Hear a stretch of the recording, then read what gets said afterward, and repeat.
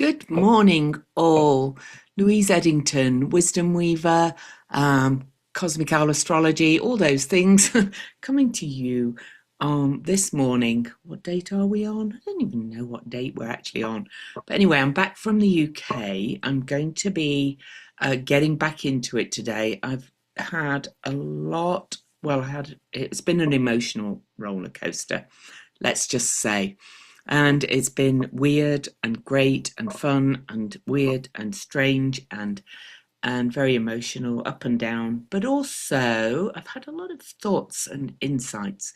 I basically have not been really putting much stuff out there while I was away because it was such a full trip. And also, I kind of needed this break. But here we are. So I wanted to just kind of come back in and say, hi, I'm back. And you are going to get a lot of videos this week and a lot of talk. But I just wanted to warn you kind of thing that this week ahead is probably one of the biggest weeks that you are going to remember. And there's a few things that I'm just going to mention. I'm not going to share the charts. But thanks to Kathy, I'll be back with Kathy later in the week recording our, post-election stuff, talking more about the detail of the politics. But I've had some thoughts, and some of it has come to me as just having this different perspective, it feels like, being out of the country. So we've got this Venus-Uranus conjunction happening on Friday, and I will do a more detailed video on that. Now, Venus-Uranus conjunctions are not that rare because, Venus cycle is about a year, depending on the retrogrades.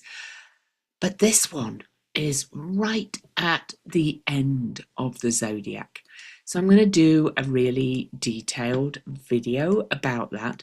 But I have to tell you, all the things around it are just, oh my goodness. I think this is a weekend of breakthroughs, breakdowns. There's going to be a lot of fear and trepidation and nervousness because Uranus is expect the unexpected. But this is a crisis point. Venus and Uranus are going to meet right at the very last degree of Taurus, which is the anaretic degree, which in itself is a crisis degree. But this is also amongst the Pleiades, the Weeping Sisters. I don't use the fixed stars hugely, especially in individual readings, but I really do notice that the fixed stars do speak wildly to bigger events, and the Pleiades are generally known as the Weeping Sisters. There's usually often kind of big shifts and big events associated with the Pleiades. But not only that, thanks to Kathy, she pointed out that we have a really long void of course. I promise you, I've barely been looking at the astrology all week. But we have this long void of course moon from July the 2nd. I'm just going to get the exact times later because I don't count. I count Ceres as a planet, as you will know when you read my book. I'm hoping to have the pre-order link very, very soon. It's out July the 13th. But anyway, I'm going to count the void of course moon from when the moon opposes Ceres on July the 2nd, and that's at 5:08 p.m. on July the 2nd, Eastern Washington time. And the moon will be void until July the 4th, when it reaches the anaretic degree of Libra. So the moon is going to be void, of course, in Libra that whole time officially. Now, I don't use void of course much because I use all my extras, but when it's a long void of course, I think there's something going on there. And and especially because basically the void of course, I've got to get the exact times and things again, but the void of course will end when the moon reaches the anaretic liminal 10th degree of Libra in aspect to Venus in Taurus, both both Venus's signs, but also Ceres probably kind of rules Taurus, if you want to use the word rulership, which I don't like. I kind of think so. And the last the last Venus Uranus conjunction was at the discovery degree of Ceres. I'm telling you, man, Ceres is majorly important. But don't get too tied up in these technicals. Just remember that this is a long period of kind of major voids. I don't really look at the void, of course, when it's just like a couple of hours, things like that, which it often is. But these really, really long voids do kind of stick. If this bill is brought into being this week when the moon's void, that's going to be interesting, shall we say. But I also heard a great report from somebody I follow on YouTube about the Russian economy collapsing, basically. Venus and Taurus are associated with the material world, and the 29th, that anaretic degrees endings.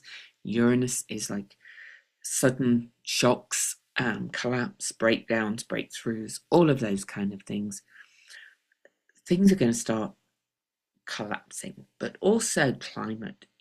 I keep having these weird headlines pop up on my phone from sites I don't even think I follow, but anyway, I don't know how it's happening. I always think I'm meant to see it, about storms. We're in these heat domes too. In the UK, it just felt like a bit of a crisis there. They're having a real heat spell as well. People were being stroppy and horrible to each other in Heathrow Airport because it's also crowded. Everything feels very noisy and hot and pressurized, and it's just like this world is reaching this liminal breakdown to breakthrough point. Now, I'm not doing this to put fear in you.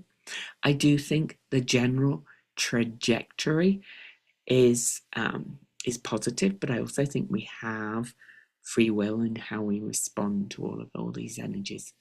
So just look for this period from Wednesday afternoon to July the 4th. July the 4th is a hell of a day astrologically because we have this Venus-Uranus conjunction at 29 degrees, 52 minutes of Taurus.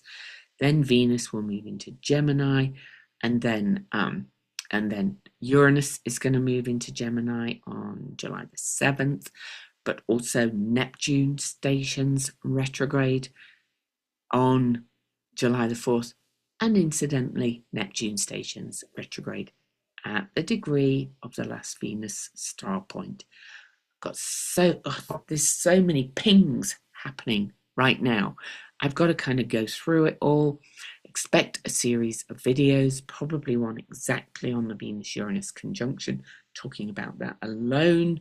Then maybe about the Neptune station itself and about the Venus star points being pinged coming up, because there's some major activations of the last Venus star points that we've had.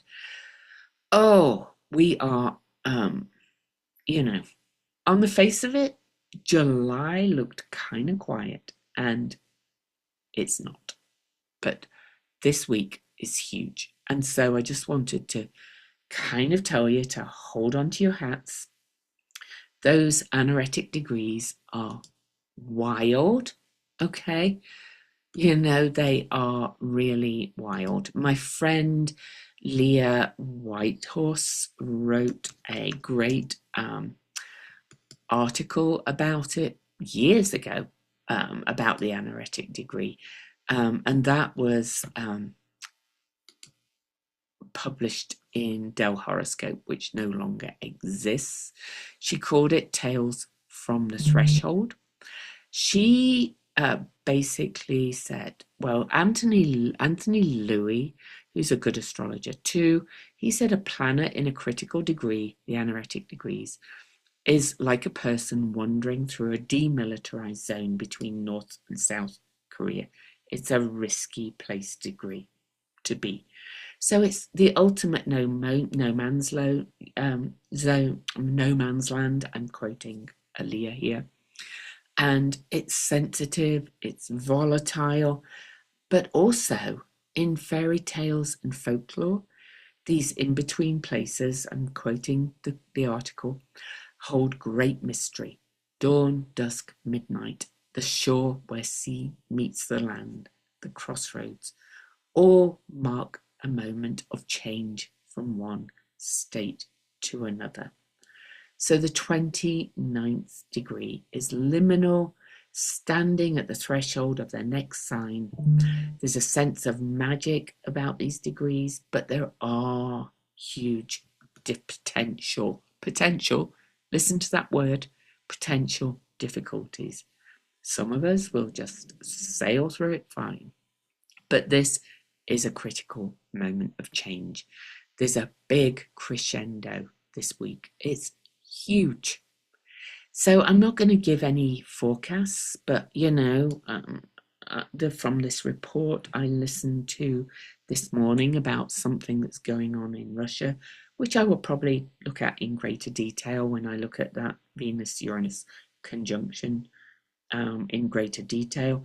The Russian economy could collapse. They're already like cutting loaves of bread in half to kind of sell to people because there isn't enough, things like that.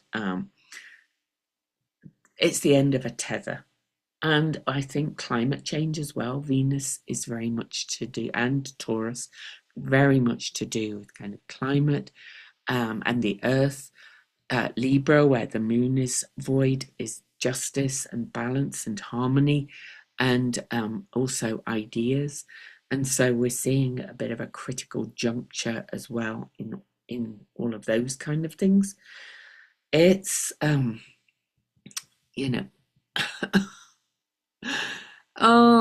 so it's got this sense. This whole week has got this sense, really.